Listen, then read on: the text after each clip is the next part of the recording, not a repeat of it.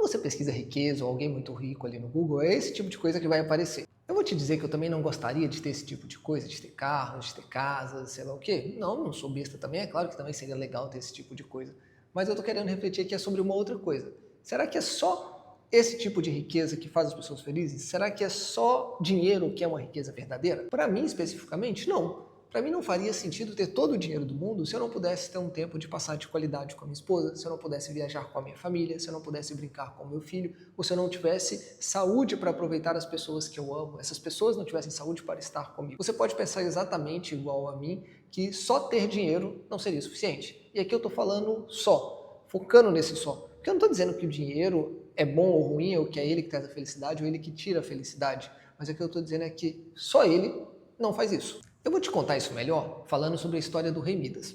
Lá na Grécia Antiga, Midas era um rei, e aí um dia ele estava andando lá, sei lá onde, num jardim, alguma coisa assim, e ele encontra o servo de Dionísio. Dionísio é o deus da bebedeira, da festa, sei lá o quê, e o servo dele, como um bom servo de Dionísio, estava o quê? Chapadão, embriagado, andando bêbado, perdido. O que Midas faz? Midas recolhe esse servo de Dionísio e o reconduz até Dionísio. Feliz com aquela atitude ali do Midas, pô, foi legal você ter trago meu servo aqui, escolhe uma dádiva aí que eu vou te dar. E o Midas pensou, pô, vou escolher que tudo que eu tocar se torne ouro. Dionísio concede essa dádiva a Midas, e aí tudo que Midas tocava a partir dali se tornava em ouro. E aí a gente vai pensar, pô, dinheiro infinito, agora o cara pode fazer o que ele quiser, ele vai ser o mais poderoso do mundo. Também foi o pensamento de Midas. Só que, passado um tempinho, aquela euforia de que tudo que ele tocava era ouro, Midas sentiu fome. E quando ele foi pegar um pão, o que acontece? Aquele pão se torna ouro. Midas sentiu sede, e aí quando ele foi tomar uma água, aquela água se torna um ouro líquido. Midas quis dormir, e quando ele vai deitar naquela cama macia, gostosa do rei, a cama se torna um frio e grande pedaço de ouro maciço. Eu podia acabar a história aqui e dizer que, tipo, essa aqui é a moral da história, só o dinheiro por si só não importa, mas eu sou um cara curioso. E aí, eu imagino que tem outras pessoas que também são curiosas, vão ter que pesquisar isso depois lá no Google para saber qual que é o final da história. Então já vou contar de uma vez. Midas, percebendo a cagada que ele fez, ele volta lá em Dionísio e ele vai virar para Dionísio e falar assim, pô, tem como você tirar essa dádiva que você me deu? E aí Dionísio manda ele mergulhar lá no rio, aí só para curiosidade o rio chama Pactolo, o Midas vai lá e mergulha no rio e a dádiva está desfeita e o Midas volta a viver a vida dele. O que eu estou tentando dizer aqui é simplesmente que o dinheiro não é o que faz alguém feliz. Existe muita gente que tem muito dinheiro e é muito feliz, mas existe muita gente que tem muito dinheiro e é muito infeliz. Do mesmo jeito acontece do lado contrário. Tem gente que tem pouquíssimo dinheiro e é muito feliz, e gente que tem pouquíssimo dinheiro e é muito infeliz. Essa felicidade está muito mais atrelada a gente aproveitar as pessoas, as oportunidades, as coisas, tudo aquilo que está ao nosso entorno com uma alegria verdadeira. E eu estou dizendo uma alegria verdadeira porque é sentir prazer, regozijar-se de verdade em aquilo que está ao seu alcance. E tem pessoas que olham tudo com uma visão negativa, sente inveja de todo mundo, quer sempre sair em cima de todo mundo, quer sempre se dar bem nas coisas, nunca está satisfeito com nada, de tudo reclama. Então a felicidade tem muito mais a ver com como você encara a vida do que realmente com quanto você tem de dinheiro na conta do banco. Pensando nisso, é que eu quero compartilhar com vocês então o que é riqueza para mim. Riqueza para mim é aquilo que você tem de mais valioso, aquilo que você preza mais do que tudo, aquilo que realmente vale mais da sua vida, aquilo que é insubstituível. Eu, por exemplo, eu prezo pela minha família, eu prezo pela minha esposa, eu prezo pelos meus filhos, pelos meus pais, pelos meus irmãos, eu prezo pelos meus amigos, eu prezo por ter essas pessoas que eu gosto do meu convívio, estarem do meu lado, gerar boas experiências. Uma coisa que assim, eu tenho claro assim, para mim e para minha vida. Eu gosto de gerar impactos positivos na vida das pessoas. Pô, eu gosto de partilhar com alguém, eu gosto de conversar, eu gosto de entender a vida da pessoa, eu gosto de poder ajudar em alguma situação concreta, porque eu acho que fazer diferença na vida das pessoas é algo que me faz feliz. Então, esse é o tipo de riqueza, ter as pessoas que eu amo e poder auxiliá-las naquilo que estiver ao meu alcance. Isso me faz feliz. Então é essa a minha riqueza. Bom, contando para vocês o que é a minha riqueza, eu vou dar um exemplo de algo que aconteceu na minha vida, na minha casa, na minha família. A gente estava ali, finalzinho de 2023, eu e a Nanda resolvemos voltar a morar em Valadares. Nós dois somos aqui de Valadares, nossos pais são daqui, então a gente queria estar morando aqui. Isso principalmente aconteceu depois que a gente teve o Miguel, e aí a gente decidiu que a gente queria que o nosso filho tivesse ali o convívio dos avós. A gente teve, a gente gostou, a gente amou ter nossos avós na nossa infância e que fizeram parte, formaram as pessoas que a gente é hoje. Então a gente queria que o Miguel também tivesse, a Maria Alice daqui a pouco também tenha. E também porque a gente não tinha nenhuma rede de apoio lá em Campinas, onde a gente morava. Então a gente decidiu vir para Valadares e funcionou bem. Eu conversei na empresa, eu consegui um trabalho remoto, então eu ficava daqui trabalhando com o pessoal lá de Campinas e estava tudo bem, conseguia dar um conforto para minha família e tudo mais. Bom, Isso estava tudo dando certo até que em 2024 a empresa resolveu que todo mundo tinha que fazer 3 dias presenciais lá. E tudo bem, tá no direito da empresa escolher como ela quer o modelo de trabalho dos funcionários. Eu morando em Valadares numa empresa e trabalhando numa empresa de Campinas, tem aí 900 quilômetros mais ou menos de distância de um lugar ao outro. Fazer esse percurso era muito difícil. Então eu tinha que fazer uma opção por eu quero sair do emprego e ficar aqui em Valadares ou eu quero tentar fazer esse translado toda semana.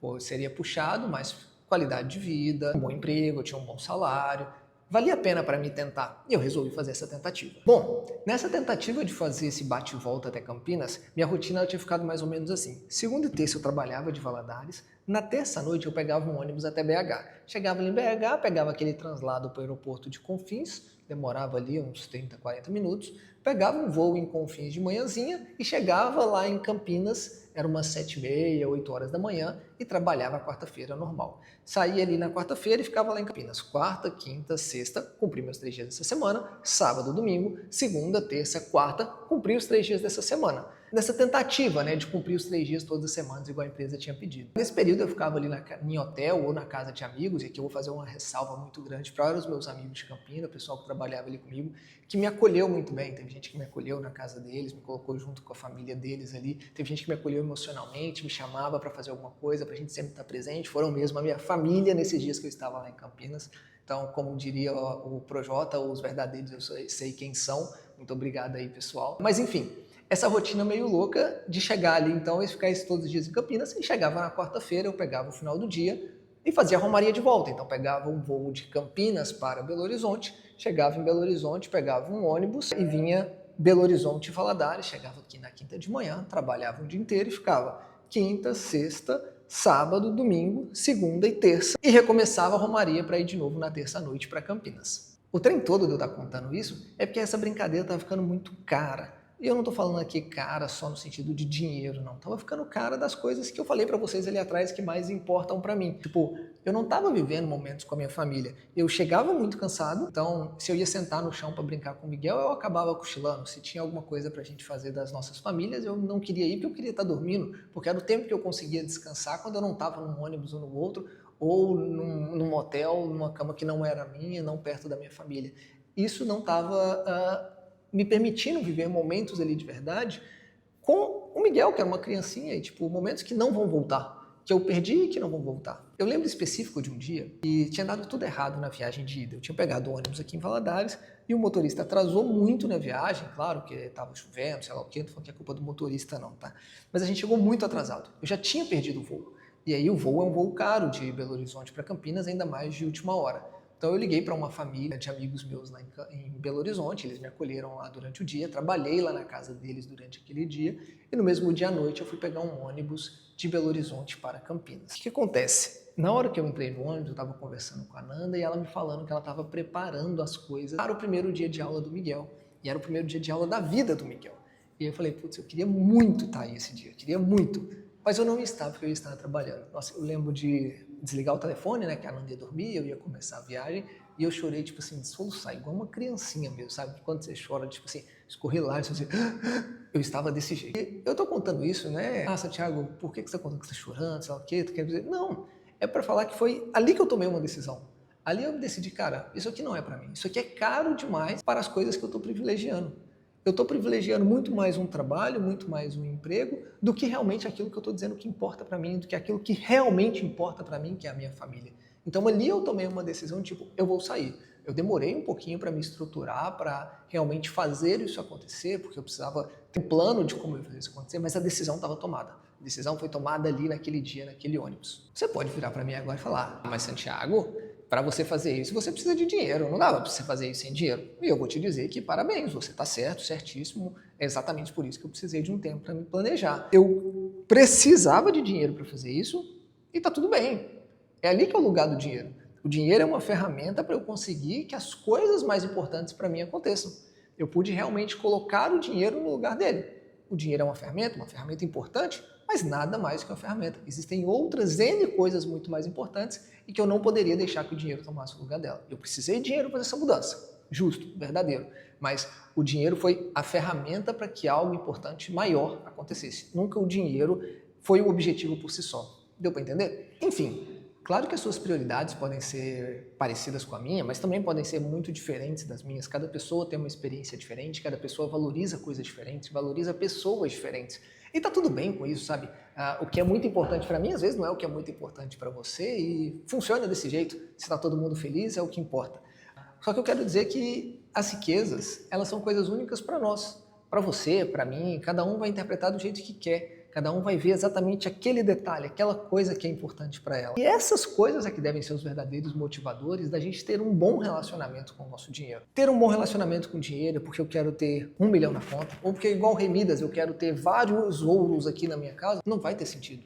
O que importa é aquilo que está por trás. O dinheiro é a ferramenta que alimenta algo maior que está por trás, que alimenta aquilo que é importante para você. Se tu não tinha parado para pensar até agora em algo assim, fica aqui 2 perguntinhas que eu pensei para você refletir sobre isso. A primeira é, o que realmente vale a pena? O que realmente vale a pena para você? Pelo que você se esforça? E a segunda, que talvez seja mais importante, é qual que é a verdadeira riqueza que você almeja?